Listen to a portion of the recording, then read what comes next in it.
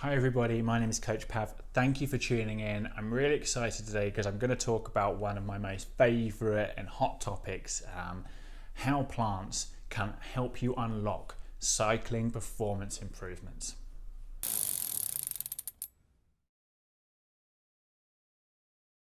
So I'm going to just start with a little general understanding around what micronutrition is. I'm willing to bet most people understand what macronutrition is, which is fat, protein, carbohydrates. In many ways, they're like the fuel. Protein has another role, as does fat. They all have some other roles, but primarily they can be used as fuel. Micronutrition is more the chemicals, phytochemicals, little bits that help your body run, boost recovery, everything that else works, everything else that makes your body work. The best description that I always love to use is comparing the human body to a car. Your macronutrients might be your gas, your petrol you put in the car to get it to go places. Your micronutrition is the oil that keeps the engine running. So if you imagine that you've got a Ferrari, a really expensive car, whatever it is, you'd probably put the best fuel in it, but you're also going to put the best oil in it. If you fail to put oil in your car, it's not going to run well, and eventually it's going to break down. It's exactly the same with your body. You've got to flood your body with great micronutrients. I'll talk a lot more about this. For me, that's plants. You can get it from organ meat. First of all, I don't know many people that eat organ meat anymore, but for me, plants are the number one. So you're talking about normal fruits and vegetables, legumes, and some grains. If you can eat enough of those, we'll talk about how many in a minute, you're going to flood your body with the right amount of oil, as it were, to boost recovery and increase your, not just how good you perform on the bike, but how well you feel in general life. Sleep's going to improve. Everything will improve. If you're somebody that's sitting here and you just instantly realize you don't eat enough fruit and vegetables, just start doing it. I've got some videos about how you can get 5 portions in a shake on my YouTube channel. Have a look at that. It's so super simple. I'm going to go through this because I know there's a lot of information. I'm going to talk about some of the science around why we need to eat more as well. Okay, so first off, 5 a day is far too little now. It's probably, to be honest, was too little when it was brought out, but nowadays it's definitely too little. I'm not going to blab off all of the science, but I am going to, in the comments in the description, if you're on my YouTube channel, I am going to put a link to the blog which has the science there. It's ridiculously crazy. Some of the decreases in the nutrient density of some key vitamins in our vitamins in our fruits and vegetables over the last half a century, even a few decades, has dropped from anywhere from as little as 20% drop in nutrient density to some total lack of vitamin A, C, whatever it is, different micronutrients in these plants and vegetables.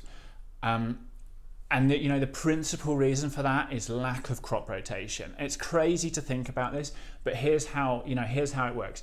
In an example of a farmer who might grow corn and beans. Now, in decades, half a century ago, there wasn't all of these crazy subsidies that our governments like to place on farmers to grow. It's not necessarily about growing the same thing all the time, but it's about growing something that actually is favourable. And unfortunately, in places like the United States, that tends to be the stuff that is easy to make into junk food, like high fructose corn syrup coming from corn, stuff like that.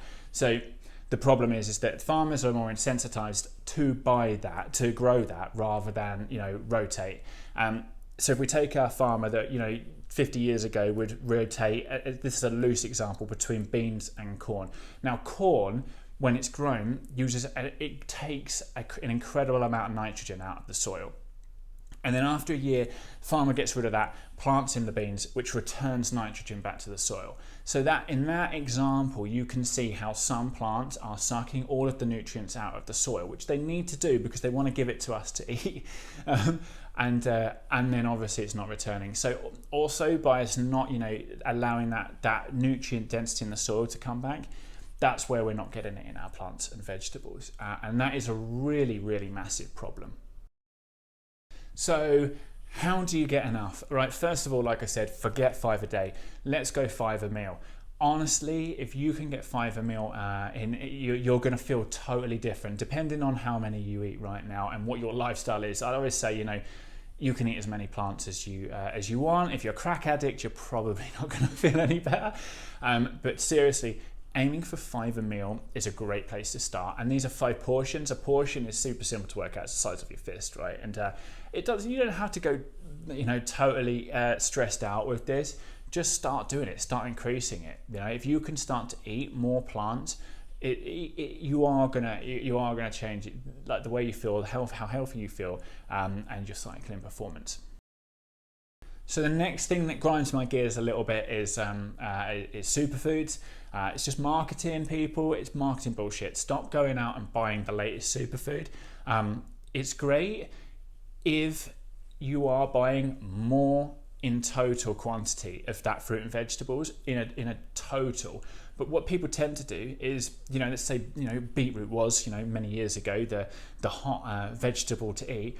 Instead of buying a different variety of vegetables, people just bought loads of that one. Every time there's a new superfood, people don't eat more fruits and vegetables, they eat more of the same, and that is the problem, and it's just marketing. So don't listen to that. It's great that some fruits and vegetables are higher in certain micronutrients, and if you have something, a challenge, or you're a certain person that has a deficiency in some, of the vitamins and or chemicals within your body, then maybe you will gravitate towards eating more of one.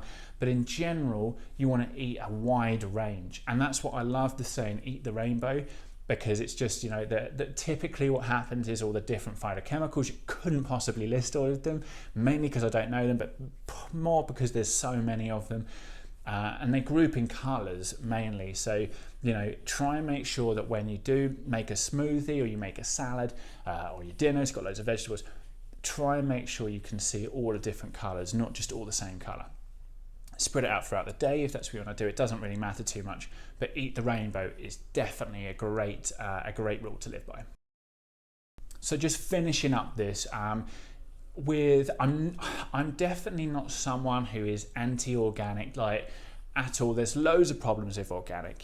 Read into it. It's not, but it's still probably, but it is better than conventional. But I don't necessarily think it justifies the price in some circumstances. Especially depending on how far your organic produce has to get from the farm to your fork. That's the biggest problem, is that actually another reason why we have an awful lot of less nutrients in our food is that they're picked earlier because they have to reach the store in a good sellable condition. I always talk about bananas in this. A banana, when it's ripe, it's not green. In the store it's green, right? Now, imagine how long ago that was picked off of the tree. The nutrient density stops. The plant might get a bit bigger, but you're not getting any more nutrients in that banana because it's no longer attached to the tree. It's going to change colours. It might even fill out a little bit, but it isn't going to get any more nutrient density. And that, again, is a huge problem when you think about how far our food travels. So for me, if I had a choice between organic and local, I'm going to pick local every time, even if it's not organic.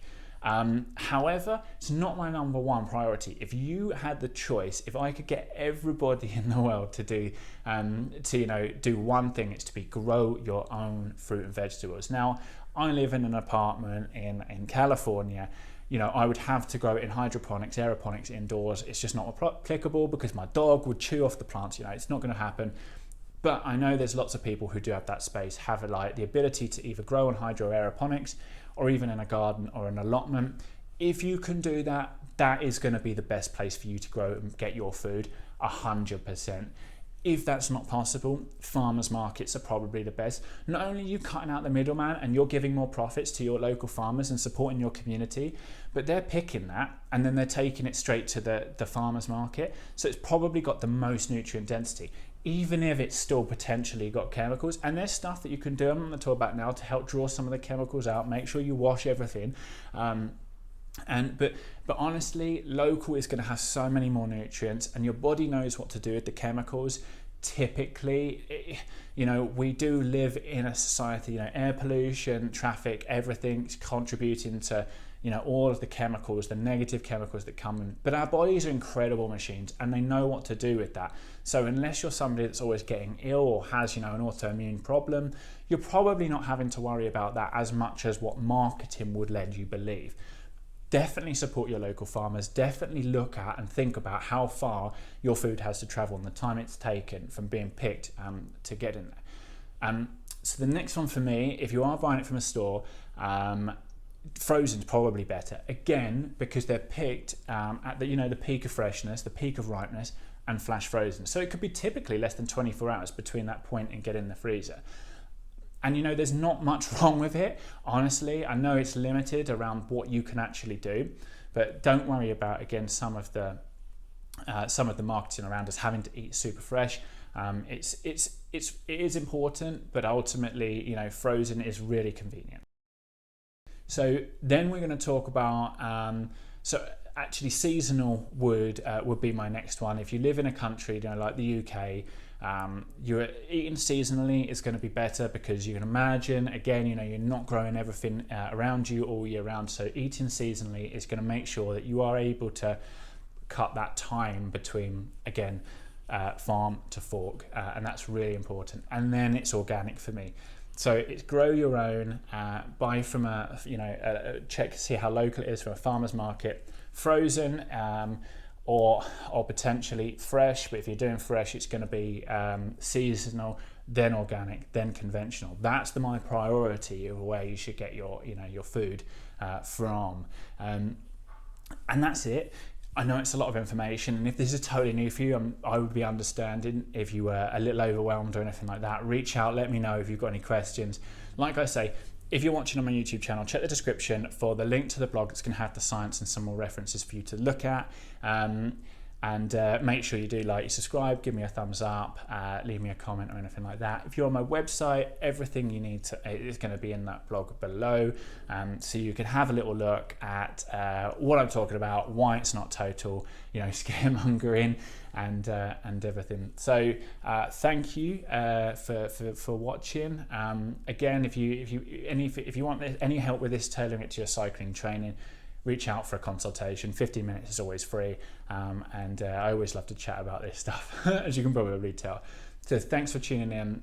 My name is Coach Pav. Have an awesome day.